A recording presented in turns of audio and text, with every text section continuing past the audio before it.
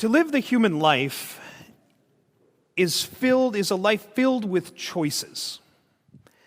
An essential part of being human is making choices.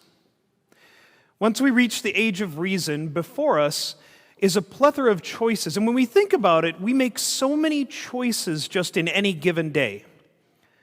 We choose at the very moment we wake up, and we choose even when we go to bed. We choose what we're going to eat. We choose what we're going to do with our day. We make all of these choices. And even when somebody thinks they're not making choices, they still are. For example, some students may say, well, I didn't get to choose to go to Mass this morning. Well, true, but we can choose our attitudes that we have as we are dragged to Mass. I think of myself when I was a teenager. Yes, I did not choose the right attitude for Masses, and that's why I had to become a priest to make up for all of that time. But anyway, that's for confession. But choices, we are constantly making choices. And the fact is, with these choices that we make, whether they're big choices, whether they're small choices, whether they're visible choices or just simply mental choices, every one of our choices is either making us better or making us worse. We might be tempted to think that some of our choices are simply neutral, and maybe on a moral level, perhaps.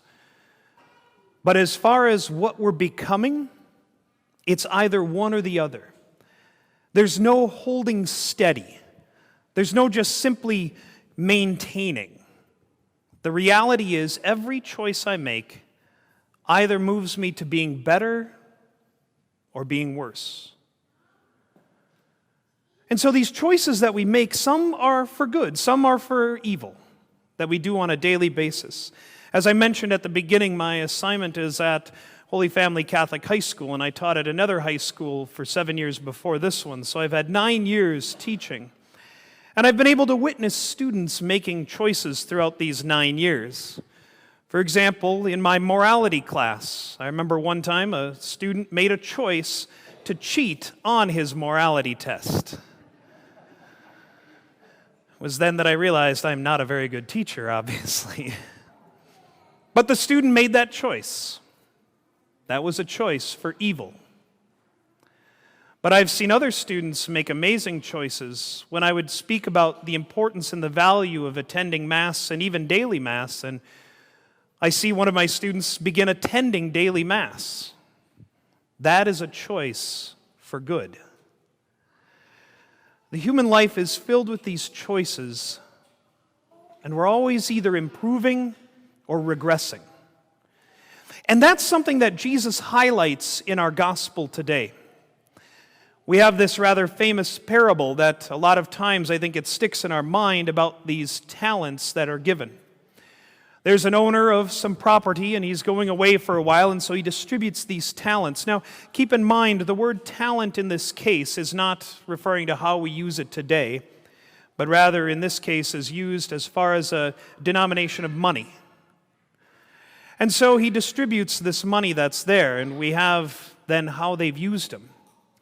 And on his return, he seeks this account. He says, now, I've come back. I want to know how you've used these. The first one had given 5 and made 5 more. Obviously, we know, financially speaking, he used that money for good. He used it to create more wealth and gives it back. And the master looks at him and says, well done, my good and faithful servant. You may now enter into your master's joy. And then the one who was given 2, likewise, had made 2 more. But then comes the last one who was given just the 1 talent. Now, I remember the first time that I really paid attention to this parable, and I thought, boy, isn't he rather poorly treated? Isn't that rather mean of him? Because he takes this one and he preserves it. It's one of these things where we might say, well, look at that. He at least made sure it wasn't stolen. Isn't that rather prudent? Isn't that rather smart? He protected it. and kept it safe there buried in the ground. But notice how the master responds. The master doesn't compliment him because he wasn't given that simply for it to be ignored. He was given it for a purpose. And so while he might rightly say, well, I didn't risk losing it, I didn't do anything with it, for that alone, he was punished. Because that was not the purpose of the talent. That wasn't the purpose of the money. The reason it was given was to make more. And so too for ourselves. A lot of times we might think to ourselves, well, hey, I'm not a bad person. I don't do evil things. Well, to live the human life is not merely to avoid evil, but to live the human life is in fact to do good. Because when we simply sit back, inevitably we begin to regress. Think about this in the natural order of things. For those of you that own a house, you know this very well. When you own a house, you could say, well, I'm not going to do anything to damage my house. And so you simply don't do anything year after year, decade after decade. But what begins to occur?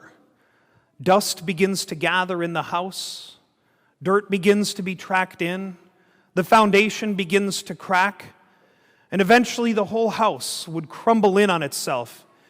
And standing outside, we look and say, well, I didn't do anything to cause this to happen. I didn't do anything. And their neighbors would say, exactly. It needs that constant maintenance. A whitewashed wall, if not tended to and regularly kept up, eventually turns black. Think of it too in the case of the animalian world. There's the mole. The mole certainly biologically has eyes to see. But many generations ago, the mole burrowed into the ground, and the mole ceased using the eyes. The mole didn't say, I want to go blind, but didn't use the eyes for generation after generation. And now the mole is in fact blind. Or even thinking of my students.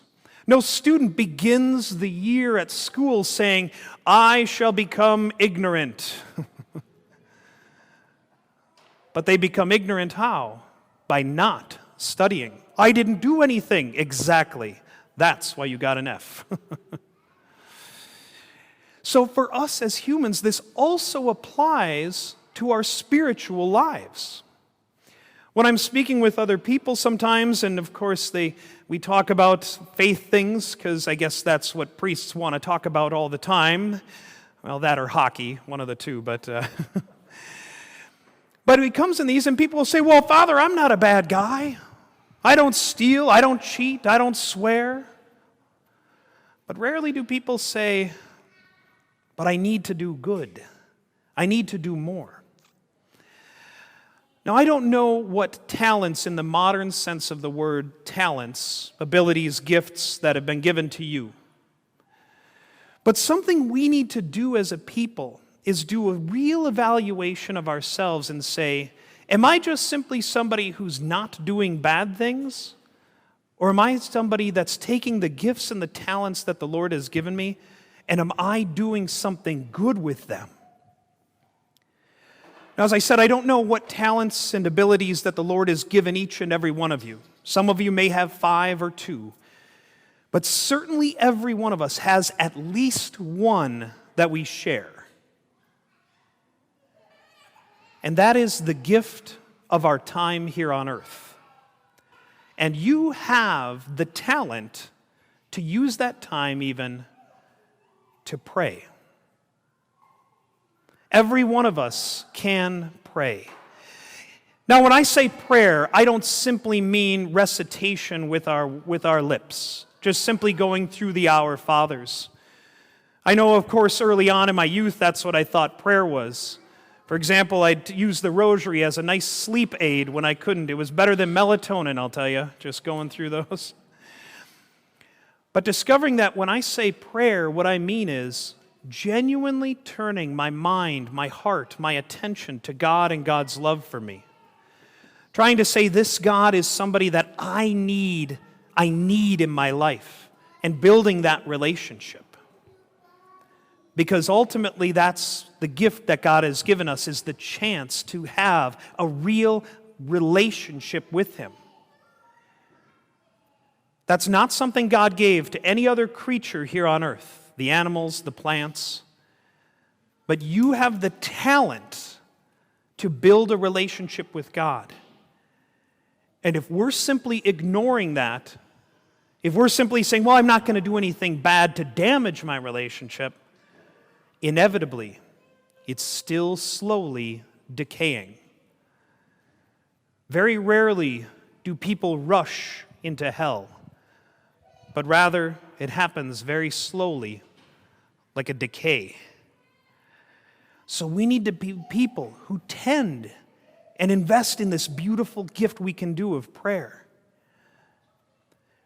So certainly your presence here today is a sign that you are tending to that, and that is a beautiful thing. You just spending this 2 hours here at Mass today is going to... Just seeing if you're awake. Everybody's going to say, Father Alex, don't ever have that guy back.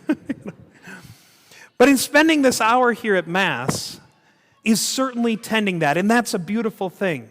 But don't let this be the only hour of your week where you tend that. Don't let this be the only time that you spend with our Lord in your mind and your heart and your soul. But make it something that is a part of your life so that it builds. And what's so fantastic is when we finally reach the end of our lives, if we've been caring for this, if we've been using our talent in this way, we will meet the Lord face to face, and He will say to us as well, well done, my good and faithful servants. Enter into your Master's joy.